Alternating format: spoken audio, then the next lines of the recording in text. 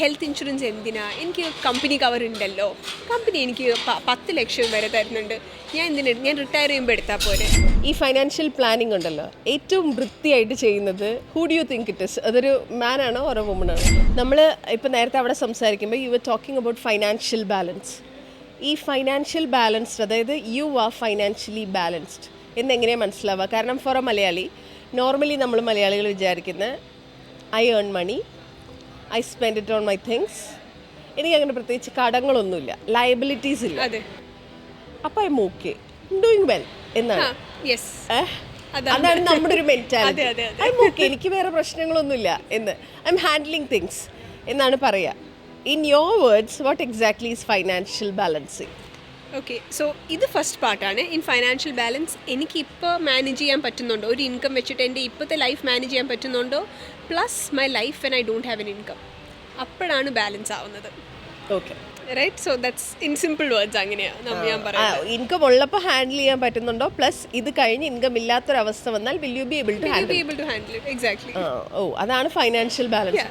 അപ്പോൾ അത് എന്താ ചെയ്യാൻ പറ്റുക? നമ്മളിപ്പോൾ അവിടെ ഇരുന്നപ്പോൾ you give us this thing, എന്നിട്ട് ഇത് വെച്ചിട്ട് ഒരു ലൈറ്റായിട്ട്, വളരെ ലൈറ്റായിട്ട് നമ്മുടെ ഫൈനാൻഷ്യൽ ബാലൻസിനെ കുറിച്ച് നമുക്ക് പറഞ്ഞു തന്നിട്ടുണ്ട്. അത് ഇൻ വേർഡ്സ് പറയുകയാണെങ്കിൽ എങ്ങനെയാണ്? How do you put it through? So see, in financial we call it financial freedom in our words. Okay, so financial freedom is nothing but where എനിക്ക് എല്ലാം കോമ്പണൻസ് ടിക്ക് ചെയ്താലേ എനിക്ക് ഫൈനാൻഷ്യൽ ഫ്രീഡം ആവത്തുള്ളൂ. So for example, എനിക്ക് ഇന്നൊരു hospital വിസിറ്റായി ഒരു urgent situation 5 lakh അടിക്കണം, ഞാൻ എൻ്റെ FD നിന്നാണോ എടുക്കുന്നത് അതോ എൻ്റെ നല്ല ഓർത്തിട്ട് എൻ്റെ മെഡിക്കൽ ഇൻഷുറൻസ് നിന്നാണോ എടുക്കുന്നത്? That is one thing. ഇപ്പോൾ ഹെൽത്ത് ഇൻഷുറൻസ് ആണെങ്കിൽ എനിക്ക് പിന്നെ ചിന്തിക്കേണ്ട ആവശ്യമില്ലല്ലോ. എല്ലാ വർഷവും ഞാൻ അതിന് പ്രീമിയം അടിക്കുന്നു, കാശ് അടിക്കുന്നു, എനിക്ക് അത്രയും ബെനിഫിറ്റും കിട്ടുന്നു, റൈറ്റ്? പക്ഷേ if you don't plan that well, you are using up assets which would have help you retire early, or മക്കളുടെ എഡ്യൂക്കേഷൻ എന്തെങ്കിലും മാറ്റി വെച്ചിട്ടുണ്ടാവും. ആ രീതിയിൽ that will not have a financial freedom. അതിനകത്ത് ഇമ്പാക്റ്റ് വരും. ബെസ്റ്റ് തിങ് ഈസ് കോൺഫിഡൻസ് ഉണ്ട്. ഞാൻ കറക്റ്റായിട്ട് എൻ്റെ ഗോൾസിന് ഇൻവെസ്റ്റ് ചെയ്യുന്നുണ്ടോ, അതിന് ഞാൻ പ്രൊട്ടക്ഷൻ കൊടുക്കുന്നുണ്ടോ in terms of health insurance and life insurance, emergency fund വെക്കുന്നുണ്ടോ, ആൻഡ് മോസ്റ്റ് ഇമ്പോർട്ടൻ്റ്ലി ഞാൻ ഇത് റിവ്യൂ ചെയ്യുന്നുണ്ടോ. ഞാൻ ഒരു തവണ ചെയ്തിട്ട് 5 കൊല്ലം എൻ്റെ ശമ്പളം മാറി, പക്ഷേ ഞാൻ ഒരു മാറ്റം വന്നിട്ടില്ല. That means somethings of. So review also. So ആ സ്റ്റെപ്സ് എല്ലാം നമ്മൾ ചെയ്താൽ വിൽ ബി ഫൈനാൻഷ്യലി ഫ്രീ. ഇപ്പോൾ പല ലെവൽസിലുള്ള ക്ലയൻസ് ഉണ്ടാവുമല്ലോ നിങ്ങൾക്ക്, അതായത് from A very normal working class അല്ലെങ്കിൽ ഒരു നോർമൽ ഹ്യൂമൻ ബീയിങ് തൊട്ട് ബിസിനസ് ആളുകൾ വരെ ഉണ്ടാവും, അല്ലെ? ഹൈ ലെവൽ ക്ലയൻസ് വരെ ഉണ്ടാവും. ഇതിൽ നമ്മളെല്ലാവരും ഈ ഫൈനാൻഷ്യൽ ഇൻഡിപെൻഡൻസിൻ്റെ കാര്യത്തിൽ will be making mistakes. In general കണ്ടുവരുന്ന മിസ്റ്റേക്കുകൾ എന്തൊക്കെയാണ്? വൺ ഡെഫിനറ്റ്ലി ഈസ് ഒരു എമർജൻസി ഫണ്ട് വെക്കില്ല. ദാറ്റ് മീൻസ് എല്ലാം എൻ്റെ ലോങ് ടേമിലേക്കാണ്. എനിക്ക് പെട്ടെന്ന് എന്തെങ്കിലും ആവശ്യം വന്നാൽ ഞാൻ ചിലപ്പോൾ ലോസ് എന്നായിരിക്കും എടുക്കുന്നത്. ഓർ ബിസിനസ് ആൾക്കാർ കോമൺ ആയിട്ട് ചെയ്യുന്ന മിസ്റ്റേക്ക്, അവർക്ക് വേണ്ടി കാശ് എടുക്കില്ല. ഞാൻ തിരിച്ചെൻ്റെ കമ്പനിയിൽ ഇൻവെസ്റ്റ് ചെയ്യുക, എനിക്ക് കൂടുതൽ റിട്ടേൺ കിട്ടും, but not building a backup option for yourself in financial investments. പിന്നെ ഹെൽത്ത് ഇൻഷുറൻസ് എന്തിനാ, എനിക്ക് കമ്പനി കവർ ഉണ്ടല്ലോ, കമ്പനി എനിക്ക് 10 ലക്ഷം വരെ തരുന്നുണ്ട്, ഞാൻ റിട്ടയർ ചെയ്യുമ്പോൾ എടുത്താൽ പോരെ. റിട്ടയർ ചെയ്യുമ്പോൾ ഇൻഷുറൻസ് കിട്ടണമെന്ന് നിർബന്ധമല്ല. Because we are in a world where there so much health issues. In our 30s each of us have at least 1 health issue. അപ്പോൾ 50s ആകുമ്പോൾ ഒന്ന് ആലോചിച്ച് നോക്കി എന്താവുന്നു. പിന്നെ not understanding the importance of life insurance. ഞാൻ എന്തിനാണ് ലൈഫ് ഇൻഷുറൻസ് എടുക്കുന്നത്? ഇപ്പോൾ ചിലർ പറയും അത് കുഴപ്പമില്ല, അവർ അഡ്ജസ്റ്റ് ചെയ്തോളൂ. The other person is no idea that the husband is saying അവർ അഡ്ജസ്റ്റ് ചെയ്തോളൂ. പക്ഷേ ഇരുന്നിട്ട് ഓക്കെ, എനിക്ക് ഇത്രയും അസറ്റ്സ് ഉണ്ട്, എനിക്ക് ഇത്രയും ഞാൻ സമ്പാദിച്ച് വെച്ചിട്ടുണ്ട്, can I use that instead? ആ കോൺവെർസേഷൻ ആരും ചെയ്യാറില്ല. Because everybody things it's expense. വണ്ടിക്ക് നമ്മൾ ഇൻഷുറൻസ് എടുക്കുമ്പോൾ നമ്മളൊന്നും പറയാറില്ലല്ലോ, അയ്യോ ക്ലെയിം കിട്ടിയില്ല എന്നൊന്നും നമ്മൾ പറയാറില്ല. ബൈ ഡിഫോൾട്ട് നമ്മളത് ചെയ്യും. That's exactly how people should start treating health insurance and life insurance. Otherwise, they will not reach the potential that they want to. ഈ ലൈഫ് ഇൻഷുറൻസ് എന്ന് പറയുന്നത് പോലെ ഇപ്പോൾ കിരൺ പറഞ്ഞതുപോലെ നമ്മൾ വർക്ക് ചെയ്യുന്ന കമ്പനിയിൽ നിന്ന് മിക്കവാറും ആളുകൾക്ക് they will have an insurance. മിക്കവാറും അതൊരു മെഡിക്കൽ ഇൻഷുറൻസ് ഉണ്ടാവും. അതാണ് മിക്കവാറും ആളുകളുടെ ഈ ഹെൽത്ത് ഇൻഷുറൻസ് എന്ന് പറയുന്നത് അതായിരിക്കും. പക്ഷേ US saying there, നിങ്ങൾ ഹെൽത്ത് ഇൻഷുറൻസ് എടുത്തിട്ടുണ്ട്, പക്ഷെ നിങ്ങളുടെ ഫാമിലിക്ക് നിങ്ങളുടെ സർക്കംസ്റ്റൻസസിന് ഈസ് ദാറ്റ് ഇനഫ് എന്നുള്ളതൊരു വലിയ ചോദ്യമാണ്. അപ്പോൾ ഹൗ വുഡ് യു ഡിസൈഡ് അത് ഈസ് ദാറ്റ് ഇനഫ് എന്നുള്ളത്? ഐഡിയലി 10 lakhs പെർ പേഴ്സൺ ആണ് ഹെൽത്ത് ഇൻഷുറൻസ് ഞാൻ പറയുന്നത്. ഫാമിലി ഓഫ് 4 ആണെങ്കിൽ 40 lakhs. എല്ലാവർക്കും സിമ്പിൾ കാൽക്കുലേഷൻ. ഹെൽത്തിൽ അങ്ങനെയാണ്. ലൈഫ് ഇൻഷുറൻസ് കുറച്ചും കൂടെ കോംപ്ലിക്കേറ്റഡാണ്. നിങ്ങളുടെ എത്ര എക്സ്പെൻസ് വരുന്നു, നിങ്ങൾ എത്ര കോൺട്രിബ്യൂട്ട് ചെയ്യുക ഗോൾസിലേക്ക്, അതിനനുസരിച്ച് എത്ര ലൈബിലിറ്റീസ് ഉണ്ട്. Life insurance is more of എനിക്കൊരു സിംഗിൾ ഫോർമുല ഇല്ല other than saying ideally take 20 times of your annual income അല്ലാണ്ട്. പക്ഷേ ലൈഫ് ഇൻഷുറൻസ് കുറച്ചുകൂടി ഓർത്ത് ചെയ്ത് കറക്റ്റായിട്ട് കാൽക്കുലേറ്റ് ചെയ്താൽ some people don't even need life insurance ultimately because അവർക്ക് എല്ലാം അസറ്റ്സ് ഉണ്ടാവും. അസറ്റായിട്ട് വെക്കാം. പക്ഷേ ഹെൽത്ത് ഇൻഷുറൻസ് അസറ്റായിട്ട് വെച്ചിട്ട് കാര്യമില്ല. എനിക്കൊരു ബില്ല് വന്നാൽ അത്രയും അസറ്റ് താന്നു പോയില്ലേ. So health insurance is minimum 10 lakhs per person. നമ്മൾ ഓൺട്രപ്രണേഴ്സിൻ്റെ കാര്യം പറയുമ്പോൾ ഫൈനാൻഷ്യൽ പ്ലാനിങ്, ഫൈനാൻഷ്യൽ ബാലൻസിങ് എന്നൊക്കെ പറയുന്നത് ഈ ചെറിയ ബിസിനസ്സുകാരത് ഓർക്കില്ല. പറയുന്നത് എൻ്റെ ബിസിനസ് അത്രയില്ല, ഐ ക്യാൻ ഹാൻഡിൽ ദിസ് എന്നാണ് പറയുക. How important is that? അതായത് for a business person, for an entrepreneur, അയാളുടെ ബിസിനസ്സിൽ to have a financial planning from the beginner stage. How important is that?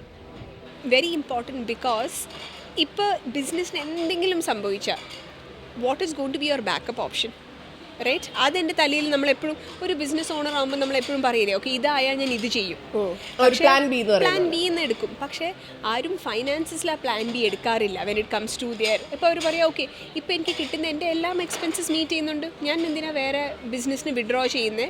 പക്ഷേ create a plan B so that ആ ബിസിനസ്സിന് fund ചെയ്യാൻ പറ്റിയില്ലെങ്കിൽ at some point due to whatever reason എൻ്റെ assets അത് fund ചെയ്യുമോ, എനിക്ക് കിട്ടുന്ന അതിലുള്ള ഇൻകം വെച്ചിട്ട് എൻ്റെ ഫ്യൂച്ചർ എക്സ്പെൻസസ് ഫണ്ട് ചെയ്യുകയാണെങ്കിൽ that also should be part of your plan B. So അത് മിക്ക ആൾക്കാരത് ചെയ്യാണ്ടിരിക്കുന്നുണ്ട്. ഓക്കെ, ഇതിലിപ്പോൾ ഒരു ജെൻഡർ ബൈസ് സാധനമല്ല, but still I am just curious. ഈ ഫൈനാൻഷ്യൽ പ്ലാനിങ് ഉണ്ടല്ലോ, ഏറ്റവും വൃത്തിയായിട്ട് ചെയ്യുന്നത് who do you think it is? അതൊരു മാൻ ആണോ ഓർ എ വുമൺ ആണോ? Honestly, women also, if they are involved, they do it. If they are involved, most of the time I feel like they think they cannot do it, or they like എൻ്റെ husband ചെയ്യുന്നുണ്ടല്ലോ ഞാൻ എന്തിനാ, or തലവേദന എടുത്ത് വെക്കണ്ട. Exactly, എനിക്ക് വേറെ എന്തൊക്കെയുണ്ട് ചെയ്യാൻ വേണ്ടിയിട്ട്. പിന്നെ അല്ലെങ്കിൽ എൻ്റെ ഫാദർ ഇത് പറഞ്ഞു ഇത് ചെയ്താൽ മതി, നോട്ട് ഈവൻ റിയലൈസിങ് അതെന്താ, അത് ചിലപ്പോൾ അച്ഛൻ്റെ കാലത്തുണ്ടായിരുന്ന എന്തോ പ്രോഡക്റ്റ് ആയിരിക്കും ഇപ്പോൾ ചെയ്യാൻ പറയുന്നത്, which doesn't make sense. Or എൻ്റെ ബ്രദർ ഇത് പറഞ്ഞു. So I've noticed that, but when a woman decides that she wants to take care of it, I've seen women who are extremely, systematic in terms of how they plan things.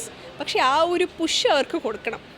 അത് ഫാമിലിന്നാവോ or a circle that they are involve with, they have to get that push.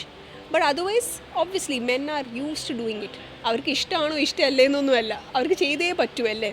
So men also end up doing a decent job because വേറെ option ഇല്ല അവർക്ക്. ഇവിടെ ഒരു പുഷിൻ്റെ ആവശ്യമുണ്ട്. നമ്മൾ എപ്പോഴും പറയുമല്ലോ, A has replaced everything, every field എന്ന്. ഈ ഫൈനാൻഷ്യൽ പ്ലാനിങ്ങിൻ്റെ കേസിൽ ഈ എക്ക് ഒരു എഫക്റ്റ് ഉണ്ടോ? ഫൈനാൻഷ്യൽ പ്ലാൻ, ഓക്കെ ഞാനിപ്പോൾ ChatGPT പോയി പറഞ്ഞാൽ ഇന്ന കാര്യമൊക്കെ പറഞ്ഞാൽ ദീസ് ആർ മൈ ഗോൾസ്, ഇൽ give you A beautiful financial plan, okay. പക്ഷേ അതിൽ ഒരു 5% ആൾക്കാർ പോലും അത് കിട്ടിക്കഴിഞ്ഞിട്ട് അതിന് ആക്ഷൻ എടുക്കില്ല. എനിക്ക് ChatGPT പണിയെടുക്കും. ChatGPT പറയും ഇതൊക്കെയാണ് ചെയ്യേണ്ടത്. You will be like wow ഇത്രയൊക്കെ ഞാൻ ചെയ്താൽ it's very doable. But who sits and does all of this? One, സമയമില്ല ചെയ്യാൻ വേണ്ടിയിട്ട്. സെക്കൻഡ് തിങ്, ഞാനിത് ചെയ്തു വരുമ്പോൾ എന്തെങ്കിലും ഓപ്പറേഷണൽ ഇഷ്യൂ വന്നാൽ ഞാൻ തന്നെ അത് സോൾവ് ചെയ്യണം, റൈറ്റ്? ഓർ എന്തെങ്കിലും ഞാൻ തെറ്റ് ചെയ്താൽ ഞാൻ തന്നെ എൻ്റെ ജോലിയും മൈ വർക്ക് മൈ ഹോം എല്ലാം കൂടി നോക്കേണ്ട ഇടയിൽ ഇത് ചെയ്യണം, right? So what I believe is that customer relationship bit, അത് AIക്ക് റീപ്ലേസ് ചെയ്യാനായിട്ടില്ല. Because we are dealing with human beings with emotions. That emotional question. That is something AI is not there yet, but financial planning ഒരു big help ആയിട്ട് AI used, because I can prepare plans for customers. ഞാൻ ഇരുന്ന് എഴുതേണ്ട ആവശ്യമില്ലല്ലോ. I can speak to customers, I can use AI to prepare those plans, follow up with the customers. It will make my life easier, but for a person who's not yet disciplined with their finances, AI is not going to help it. Okay. Investment എന്ന് പറയുമ്പോൾ അല്ലെങ്കിൽ financial planning എന്ന് പറയുമ്പോൾ നമ്മൾ മിക്കവാറും നമ്മുടെ ഒരു middle aged, അതായത് ഒരു ലേറ്റ് 30s അല്ലെങ്കിൽ ഏർലി 40s അതിനെക്കുറിച്ച് ആലോചിച്ച് തുടങ്ങുക. How and when to start investing എന്ന് ചോദിച്ചാൽ what is the ideal time or and how can we start? From the first paycheck. Okay. The moment you get your first paycheck, but better late than never. ഇപ്പോഴെങ്കിൽ start ചെയ്യുക. Like, I was talking to a set of people who just graduated. അപ്പോൾ I was telling them, first thing is ഒരു 500 രൂപയുടെ മാറ്റി വെക്കാൻ പറ്റുമല്ലോ SIP എല്ലാ മാസം. നിങ്ങൾ ഒരു കഫേ വിസിറ്റ് പോയാൽ ഒരു 500 രൂപ പോകും, ഉറപ്പായിട്ടും പോകും. എല്ലാ മാസം അത് മാറ്റി വെച്ചാൽ മതി. Start with that because your future self is going to thank you. ഇപ്പം അല്ല, ഒരു 5-6 കൊല്ലം കഴിഞ്ഞിട്ടായിരിക്കും your future self will realize it. പക്ഷേ അറ്റ്ലീസ്റ്റ് ദാറ്റ് എങ്കിൽ ചെയ്ത് വെക്കുക. That is one thing. And again, people who haven't started yet, please ഇന്നെങ്കിൽ സ്റ്റാർട്ട് ചെയ്യുക. ആൻഡ് എത്രയോ നിങ്ങൾക്കിപ്പോൾ ഇഫ് യു ഫീൽ ലൈക്ക് എനിക്ക് ഒരാളെടുത്ത് സംസാരിച്ചിട്ട് ഒന്നും ചെയ്യണ്ട, എത്രയോ ആപ്സ് ഉണ്ട്, എത്രയോ AI ടൂൾസ് ഉണ്ട്, യൂസ് ചെയ്യുക. Start something. ഇതിനൊരു പെർസെൻറ്റേജ് കണക്കുണ്ട്, അതായത് നിങ്ങളുടെ കയ്യിൽ വരുന്ന സാലറിയുടെ ഇത്ര % ഡു ഇൻവെസ്റ്റ് ഒരു സേഫ് സൈഡിൽ. ഐഡിയലി അറ്റ്ലീസ്റ്റ് 20, ബിക്കോസ് നമ്മളൊരു 50-30-20 റൂൾ എടുത്താൽ അപ്പോൾ ആ ബുക്കിലെത്തുണ്ട്. So 50 years for your basic expenses. In the വീട്ടു ചെലവ്, EMI, all of that. 20% I have to keep for, you know, എൻ്റെ ഭാഷയിൽ ഞാൻ പറയുന്ന I deserve it fund. Okay, I deserve good things. നമ്മുടെ സന്തോഷത്തിന്. പിന്നെ ലാസ്റ്റ് മിനിമം 20.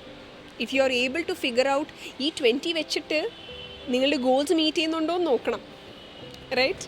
പക്ഷേ പ്രൈമറിലി മിനിമം 20%. ഓക്കെ, അങ്ങനെ 20% എങ്കിലും ആളുകൾ സേവ് ചെയ്യുക. എക്സാക്ട്ലി, സേവ് ചെയ്ത് ഫ്യൂച്ചർ പ്ലാൻ ചെയ്ത് ഹെഡ്ജിന്റെ സഹായത്തോടു കൂടി എല്ലാവരും ഗ്രോ ചെയ്യട്ടെ, അല്ലേ? Thank you so much and all the best. Nice talking. Thank you so much.